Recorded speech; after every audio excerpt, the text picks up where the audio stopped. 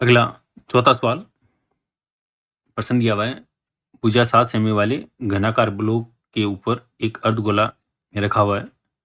अर्धगोले का अधिकतम व्यास क्या हो सकता है?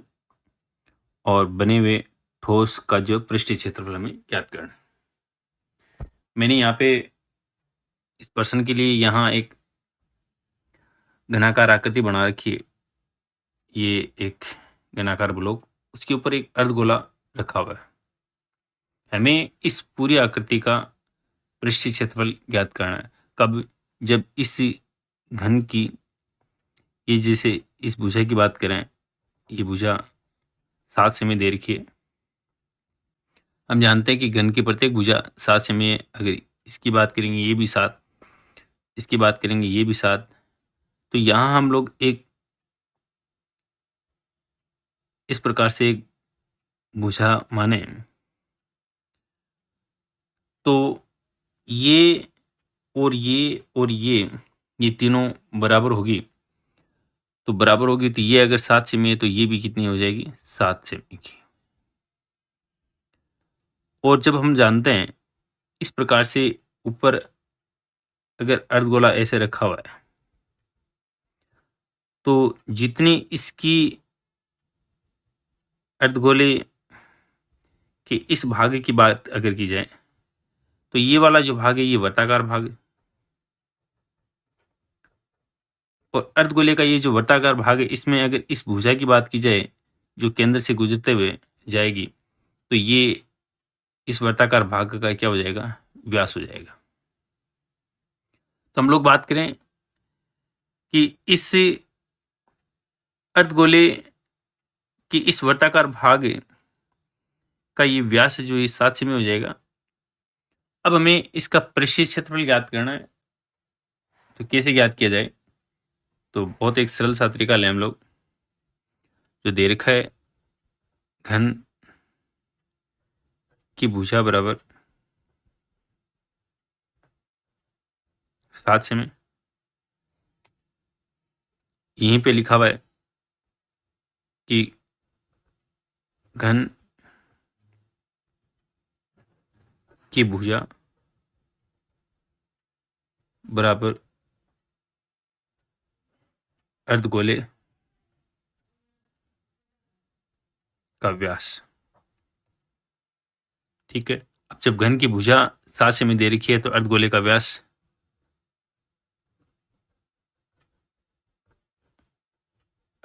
व्यास जो हो जाएगा वो कितना? 7 सेमी। अब जब अर्धगोले का व्यास अगर 7 सेमी है तो अर्धगोले की अगर त्रिज्या की बात करेंगे, तो त्रिज्या के लिए लिखते हैं व्यास बटा 2। अर्थात इस अर्धगोले की त्रिज्या जो हो जाएगी वो 7 के बटा में 2, 7 बटा 2 सेमी।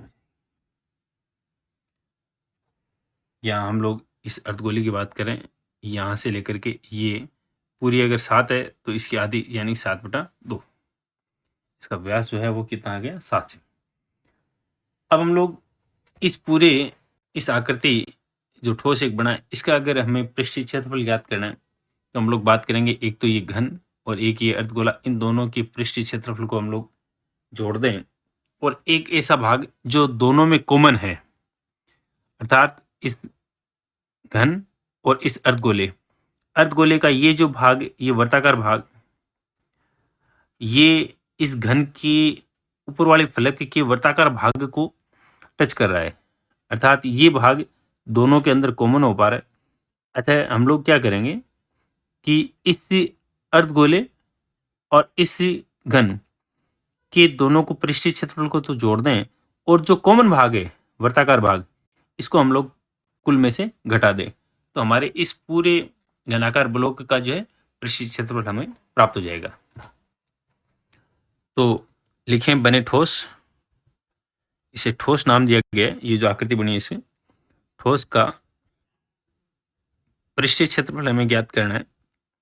तो ठोस का पृष्ठीय क्षेत्रफल ज्ञात करने के लिए लिखें घन का पृष्ठीय क्षेत्रफल प्लस अर्धगोले का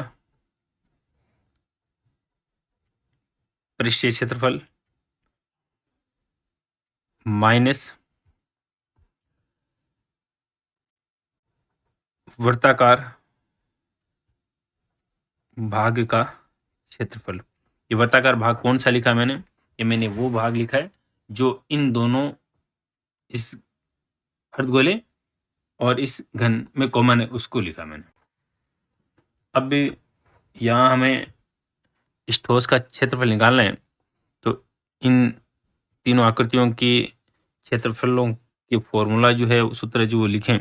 घन का पृष्ठीय क्षेत्रफल ज्ञात करने के लिए सूत्र हम लोग लिखते हैं 6 गुणा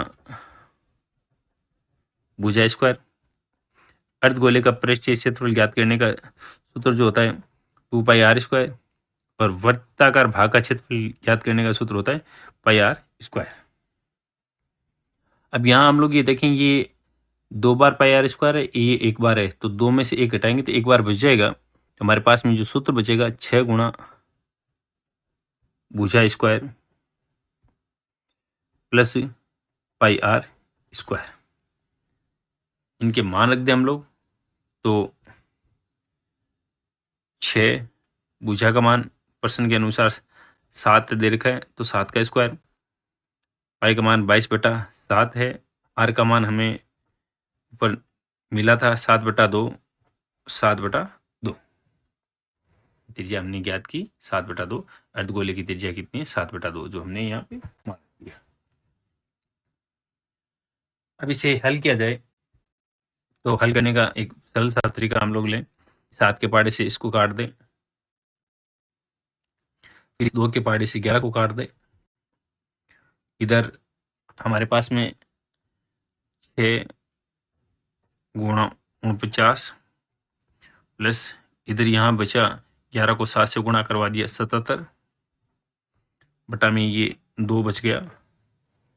49 को 6 से गुणा करवा दें तो ये आएंगे 294। यहाँ 77/2 है, 77 में 2 का भाग देंगे तो ये अपने पास आ जाएगा 38.5। इन दोनों को जोड़ दिया जाए तो इनका मान आएगा 332.5 वर्ग सेमी, अर्थात